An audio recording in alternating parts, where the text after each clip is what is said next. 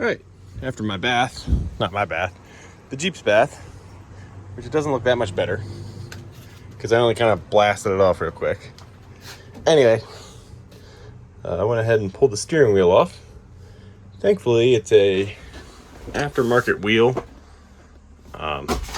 So I guess it hadn't been on there that long, so it popped right off. Didn't have to go get the tool. Waiting for my girlfriend to get home so I'll hold this and get the clip out. And then hopefully we can get in this column and figure out why this key switch doesn't work for the starting function. I already tried, hold it and park and turning the wheel and all that stuff, so it really is a problem. All right, so use my thumb strength of the day and just kind of press down on that guy, which actually goes this way. You press down on it and then use a Harbor Freight 99-cent pick to try and get the little lock ring out. It's pretty doable. Then you remove this guy. Then you remove the spring. That all goes like so. That's all part of your horn assembly. Now we're a lot closer. Now I need to figure out, I don't know where to go from here. I'll be back when I figure it out. All right, well, I'm not gonna lie here. I've been watching some YouTube on how to do this. Which I would recommend doing it too, instead of following my direction, but hey.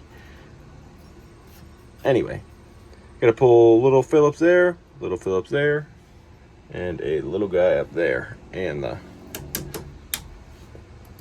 switchy-doo rod, yeah. So let's do that. All right, so I just realized after calling my resident Jeep expert, ignition switch is not up here. The only thing that happens up here is the cylinder, which is working properly. I just checked that. Runs the rod that goes down to the switch. And the switch is on top of the column, down under the dash. So this is all pointless. So that's cool. So now I gotta go under the dash and figure out if the switch is bad. You can hear it like clicking, like it's engaging. I don't know if that picks up for you guys. So hopefully that means that, or I guess not hopefully, that means that switch is probably bad. I was hoping it was just the rod needed adjusted or something, but I don't think so. So I'm gonna pull these guys now and see if I can see that switch. All right, it's been a few hours, obviously. It's dark outside. As I said, the issue's not up top in the column. That all functions fine. The linkage works fine. I just popped in a brand new ignition switch and tried to run it by hand by putting a little tool in there and running it forward, and that is not the issue. So what that tells me is we have a wiring issue somewhere. So I don't know how much you'll be able to see up here, and again, I apologize. But I was looking around at the solenoid here, and the engagement wire is this very small wire, and if you trace it around, it goes to this nasty junction thing, which is hot, like warm to the touch. So what I think is going on is there's a really bad connection in there, and that's heating up, and we're not getting power to our solenoid. And I just spent a bunch of time tearing that column apart for no reason. And I'm gonna need to return that switch, hopefully. But we're gonna have to see if that's true. All right, moment of truth here. I think I found the issue. Hell yeah. We have proper ignition power now. Get it shut off. Yep. All right. So what I had found is that again, I apologize for the lighting. We have the blue wire coming out of here. That's your ignition contact wire. What I hadn't realized is when I had pulled this down, that blue wire goes up top there to the top of the column and plugs into something. What that plugs into, I do not know. I don't know what that does, but it makes things work. So we're gonna leave it be then. Do I know what the original problem was? No. So to try and figure that out, I'm gonna pull the new switch back out, switch over to my old switch, and see if with it all hooked up properly like this, if it works. And if that's the case, it tells me that my old switch is bad and I was just not being smart about that. Or if the old switch works fine, that tells me that came unplugged, and that's why it wouldn't start before. So let me figure that out. All right, so I got the old switch in, and that seems to be our problem because, oh wait, no, I'm wrong. All right, I was just going the wrong way, my bad. So the old switch seems to work fine.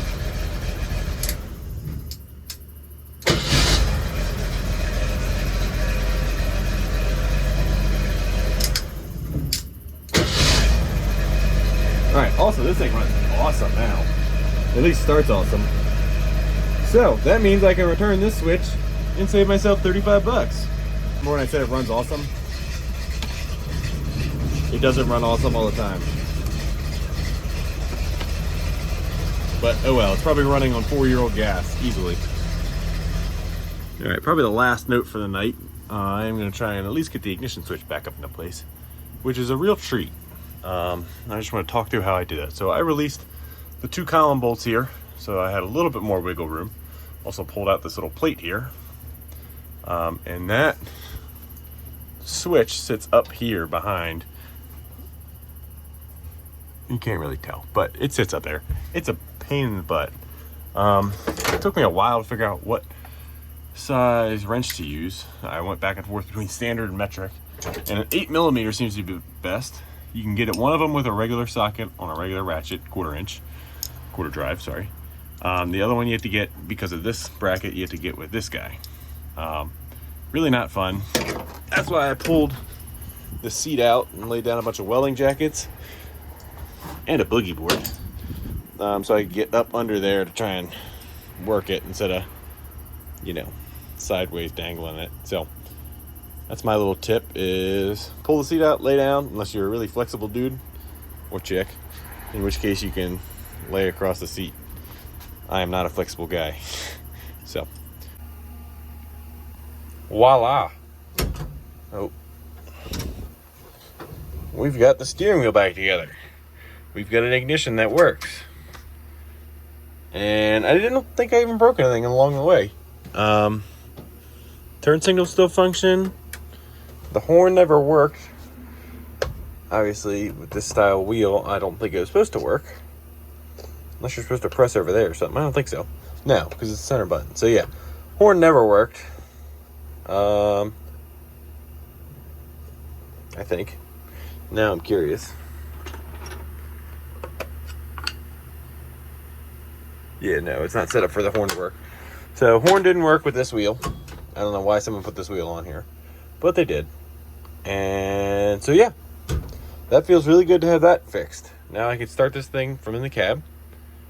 Yeah. So I think next, still have a good amount of energy for the night. I'm gonna get the garage cleaned out, or cleaned up again. Back it in there, and I'm gonna go ahead and pull probably the front tires off for now. Give a good look at the brakes. This thing is disc in the front because it's 79. I just had to check though. Make sure the calipers don't look super bad. Make sure the hoses don't look super bad. And I will probably bleed them while I'm in there because, like I said, the brakes are kind of spongy. So we'll do those first. All right, next morning here. Stayed up late last night, pulled the wheels off of it. Backed it in here, obviously, first. Pulled the wheels off. Took a quick look at the brakes. This side's pretty good. I'd probably leave it alone other than a hose. That hose is looking pretty old. So I'm going to throw that at it. I am going to end up throwing calipers on it because this side is sticking pretty bad. So I went ahead and ordered 2 calipers and a set of hoses for the front from Advance Auto. They should be here, like, today's Sunday, and they said like maybe Tuesday or Wednesday, so I'm waiting. I gotta wait a couple days for those. No one had them today in stock, which is a shame, because that would be really nice to get this done this weekend. And then went ahead and pulled the rears off as well. And I haven't ordered them yet, but I think I will end up getting wheel cylinders. The pads look okay. The springs all look savable. But I like the idea of having a fresh set of wheel cylinders on here. This side doesn't look bad. The other side, which is going to be a really dark corner of the garage here, That one looks pretty gross. So gonna go ahead and probably get wheel cylinders. I'm gonna get that center hose, which I don't know that you can see from here. I think you can see it right there. Yeah, that center hose. I'll go ahead and get that. Here's a better look at the frame too, right back here. Like I said, in really pretty good shape. So that's cool. All the hard lines look pretty decent. Not too concerned there about those. I guess we'll know for sure once I start putting wheel cylinders on if the ends of the lines come off or not. That's always kind of the telltale, I guess. And then we'll really know when we start bleeding everything back up at the end. If we start bursting lines, then we know we gotta start doing lines. So it's really a shame I gotta wait on those parts. I haven't called about the wheel cylinders. Maybe I can get those today. Probably not. It is a holiday weekend. What do I expect? So I was looking at what I could do today and noticed last night, I don't know if you can really tell, but that alternator is on there kind of cockeyed. And you could probably hear yesterday, this thing squeaks really bad when you rev it up. I'm thinking that's probably part of the reason. So I don't know if that alternator bracket's bent or that alternator's not on there properly. Also need to check if it's charging. The gauge inside said it was, I think. But you never know. So I think that's all right, so we got it fired up here. Started right off the bat this morning. Just ran into my trash can. Trying to check out what's going on here, and I can't really. It definitely looks off. So I'm gonna check that out. The motor mounts are also really worn out. You can see the motor's kind of shaking around in there. I noticed it a lot more yesterday when I was cranking it over from the solenoid. So that should probably be done. Those don't look too bad to do. So at least it fired right off today. All right, well, I just had it fired up. I was looking at the accessories. But I noticed that it runs really, really good. And then all of a sudden, every once in a while, after a couple minutes, it'll start running like crap. So it did that. And then I noticed it's dumping a bunch of fuel out right there, running it down there. So it only does it when it's sitting there at idle. So I guess the float's bypassing for some reason. So now we gotta figure that out. So that's cool. Add that to the list of things I can do today. I deal with a lot of carburetors and small engines, but not a lot on bigger engines. So that'll be an adventure. I'll probably open that up, ruin a bunch of gaskets, and have to order a rebuild kit. So that's cool. Also, a lot of vacuum lines and stuff that aren't doing stuff. Like, I got a big vacuum line right into the intake. So that should be probably covered or ran to where it's supposed to go. So maybe that'll be part of today's project, is just get it to run a little bit better and try and take care of that issue, because it's dumping right down on the manifold, which is kind of dangerous. So add that to the list.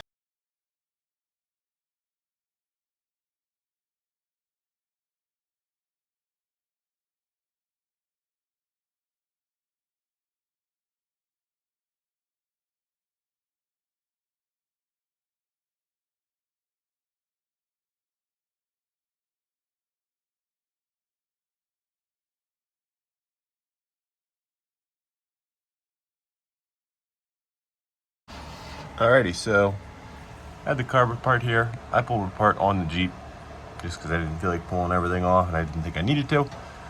Main point was to just adjust this float here, which you pull this little screen out, you pull that out, and then you can pull the floats out, and you can change the little tab, that guy, to get your desired height. I did some quick research. Looked like a 1/4 inch from the top of the carb body to the float when it's at the highest point. Also cleaned out. Used my little syringe to pull a bunch of fuel out of there. And you can see it was pretty nasty down in there. So that'll help. Hopefully the float adjustment helps. I'm not really an expert on these bigger carbs, I guess, or setting floats, but I tried to make them as even as possible and brought it to the right height. It was off a little bit. Hopefully that'll stop the float from sticking open, I guess, or not closing all the way and then it overflowing and burbling gas out and running like crap. And obviously cleaning gunk out always helps. So that's all I really did in here. clean it out and set the float. Not going too far else into the carburetor because otherwise it runs pretty good. So I'm going to throw the top hat back on this carb, which is pretty easy, pretty self-explanatory, and we'll fire it up and see if I did good or not.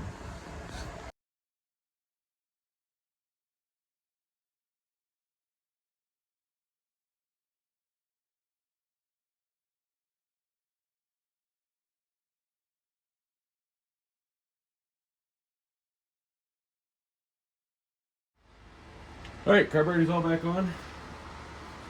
Let's see if we improved anything or not. Or made it a lot worse, which is also a possibility.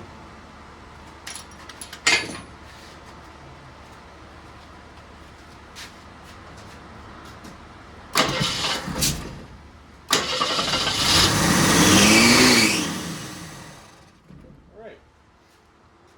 I think it's safe to say I screwed up the throttle assembly somehow. All right, now we've got it back together. And the throttle assembly is working as it should. So the accelerator pump was kind of hanging up on itself. Lubricated a couple things and just made sure it was all sitting correctly, which it was not. And now it seems much happier. So hopefully it doesn't rev to the moon this time when I start it.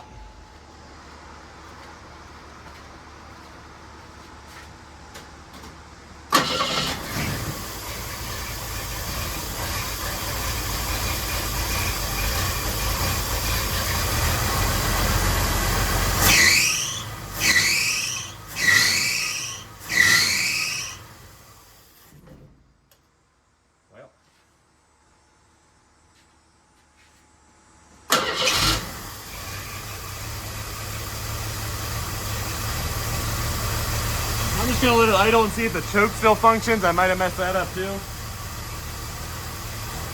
And we'll see if it overflows with fuel again.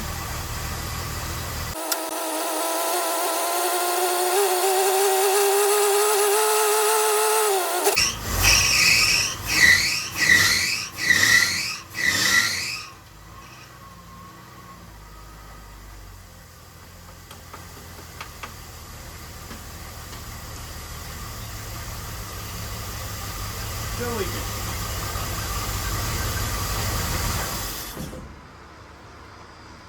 All right, well, it still leaks. So, I guess I will adjust the float a little more. We'll try again. All right, now you can hear me. Still dribbling. I think it was a little bit better that time, but not much.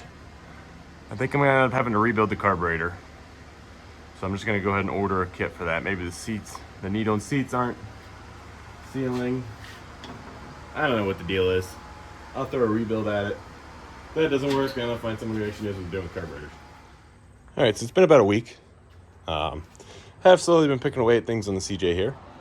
I haven't been doing a ton of filming because I've just been working on it nights after work and don't really feel like filming. So, what I have done so far is I have brand new calipers, brand new brake hoses on both sides here. Also went ahead and did brand new wheel cylinders in the back. All the lines looked good enough, so I'm gonna leave those be. I'd replaced the rubber lines there because they were a little suspect, but all the steel lines came undone and then resealed. And I went to go bleed them up the other day. Everything was going really well until I noticed the back of the master cylinder is leaking, which sucks. So I went ahead and ordered one through AutoZone. It was about $50. It wasn't too bad. After they sent me the wrong one, wasted a bunch of my time. Finally got the right one, I think, and it's now Saturday morning. We'll go ahead and try and get that slapped on. Jeep does have power brakes. There's a bunch of online videos about replacing master cylinders on CJ7s without power brakes, but none on master cylinders with power brakes. So I'm not entirely sure how that, obviously it's just mounted on with 2 bolts in the lines and stuff, but I have to figure out the linkage internal. Might just be that belt crank thing back there that you see. So that's today's project. And hopefully, still waiting on a carb rebuild, which has been delayed by Amazon, which is also really cool. Once I get the master cylinder done and once I get the carb rebuilt, it's just a matter of I need to put some insurance on it and tag it and drive it around and find the next couple problems that it's got. So, too much talking, not enough working. So I'm going to go ahead and start pulling that master cylinder off.